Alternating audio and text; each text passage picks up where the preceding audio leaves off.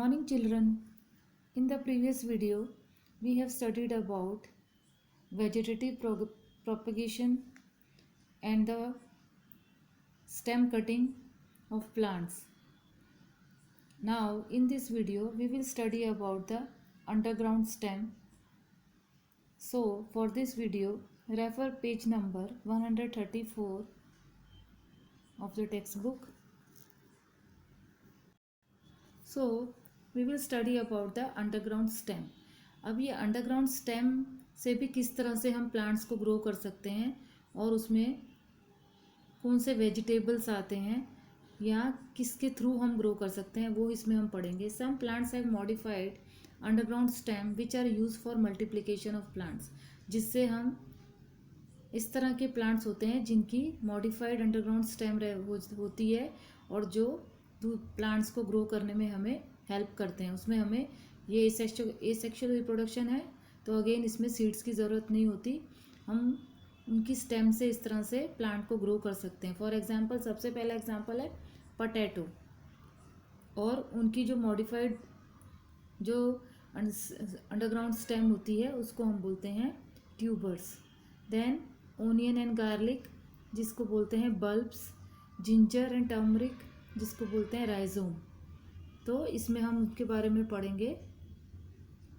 तो इसमें आप देख सकते हैं जो हिस्सा हमारा ग्राउंड के अंदर रहता है जिसकी जैसे कि हम किस तरह से पोटैटो को ग्रो करते हैं वो मैं आपको आगे बताऊंगी.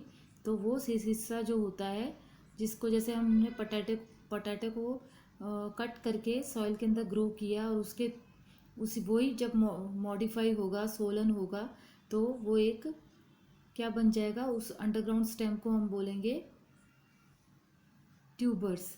इसी तरह से अनियन प्लांट है गार्लिक है उसको हम अगर उसको भी अनियन को भी हम कट करके सॉइल में ही हाफ करके ही जब उसको हम अंदर सॉइल में अंडरग्राउंड ग्रो करेंगे तो उसके बाद जो वो पार्ट भी अंदर सोलन होगा और 3-4 महीने के बाद वो पूरा क्या बन जाएगा. अंदर से हमारे बहुत सारे ओनियंस निकलेंगे. ऐसे टर्मिक प्लांट की जो मॉडिफाइड स्टेम होती है उसको हम राइजोम कहते हैं. तो इसके बारे में हम अभी पढ़ेंगे. So potato tuber is modified underground stem. Potato जो होता है उसकी ट्यूबर की मॉडिफाइड अंडरग्राउंड स्टेम ट्यूबर जो होता है वो उसमें मॉडिफाइड अंडरग्राउंड स्टेम है पोटैटो के अंदर. Potato tuber has number of buds और eyes from which new plants can be grown. तो कभी आपने ध्यान से देखा होगा पोटैटो को तो उसके ऊपर बहुत सारे पोटैटो के ऊपर स्कार्स होते हैं या उसके ऊपर वो आइस बनी रहती हैं. अगर हम उसको मैग्नीफाइंग ग्लास से देखेंगे तो उसके अंदर हमें बर्ड्स दिखाई देंगी बहुत सारी.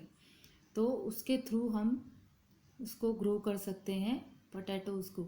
Cut a few pieces of potato each with an eye and bury them in the soil.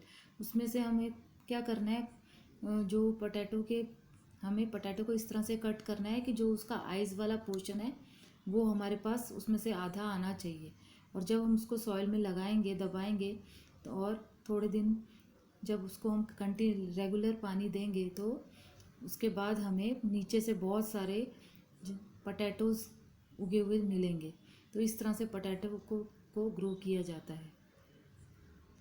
तो आप देख सकते हैं कि जो ग्राउंड के अंदर हम कट करके जो पीसेस का हम पोटैटो के पीस लगाते हैं और जिसमें बर्ड्स प्रेजेंट होते हैं आइस वाला पोर्शन हम अंदर लगाते हैं तो उसमें जो हमारी वो जो स्टेम होती है इसको पोटैटो को हम स्टेम बोलते हैं. तो जो पोटैटो जो हमारा एक स्टेम की फॉर्म में है वो मॉडिफाइड होता है किसमें वो धीरे धीरे अंदर ही अंदर ग्राउंड के अंदर सोलन होता जाता है और ट्यूबर की फॉर्म ले लेता है. तो इसकी जो अंडरग्राउंड मॉडिफाइड स्टेम होती है उसको हम ट्यूबर कहते हैं. अनियन गार्लिक की मॉडिफाइड जो स्टेम रहती है उनको हम बल्ब कहते हैं. इसी तरह से वो भी लगाए जाते हैं कट करके. ओनियंस को भी इसी तरह से ग्रो किया जाता है सॉइल में. और जिंजर टर्मरिक इनको भी हम थोड़ा थोड़ा कट करके इस तरह से हम ग्रो करते हैं स्मॉल पीसेस में और फिर इसमें से प्लांट ग्रो करता है जिसकी मॉडिफाइड स्टेम को हम बोलते हैं राइजोम. तो ये आप अच्छे से समझ गए होंगे कि किस तरह से इनको ग्रो किया जाता है और इनकी अंडरग्राउंड ये जो स्टेम होती है उसको हम क्या कहते हैं. Now the second part of the vegetative propagation is leaves. तो हमें ये भी पता है कि लीव्स के थ्रू भी क्या होता है, हमारा एसेक्सुअल रिप्रोडक्शन होता है। इसमें भी हमें सीड्स की ज़रूरत नहीं पड़ती। तो ऐसी कौन सी लीव्स होती हैं जिससे हम प्लांट को ग्रो कर सकते हैं?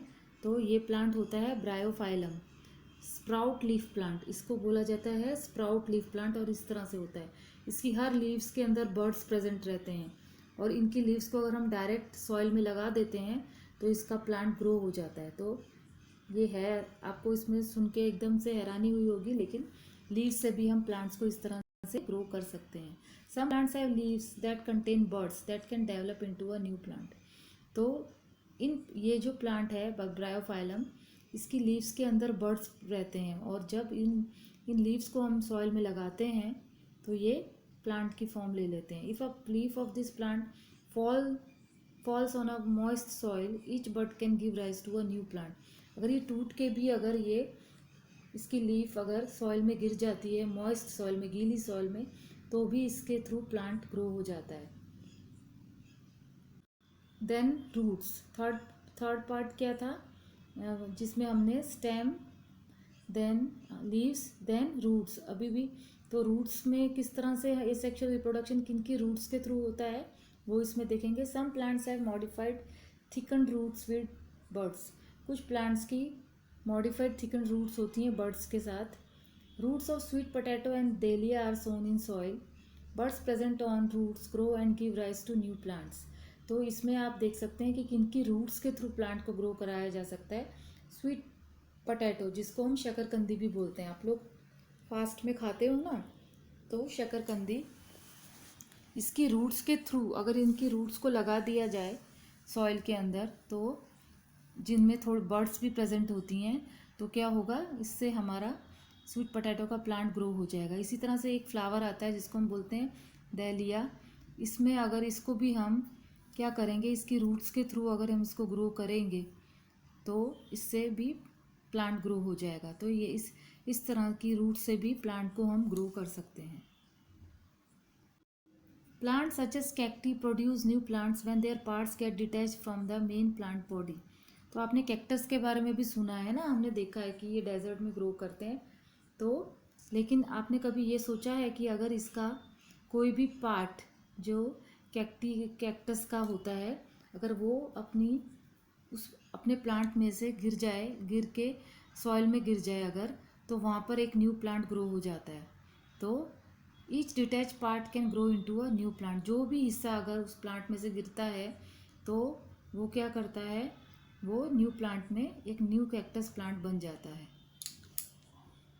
तो ये भी उसकी रूट्स के थ्रू होता है कैक्टस की। Advantages of vegetative propagation in plants. अब एडवांटेजेस क्या होती हैं वेजिटेटिव प्रोपगेशन की प्लांट्स के अंदर। Plants that do not produce seeds can be multiplied by this method. अब जो प्लांट्स